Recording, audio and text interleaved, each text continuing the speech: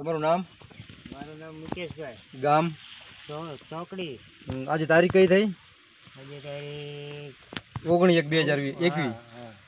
કઈ વેરાયટી વાવી તમે? આ ગોલ્ડ કિંગ નું અંદાતા. કેટલાક દિવસના ઘઉં થયા છે અંદાજા? આજે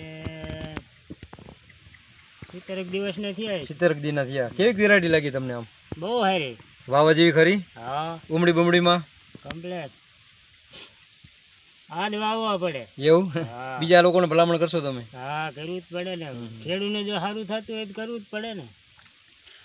કેવો ઉતારો આવશે વીઘે તમને શું લાગે?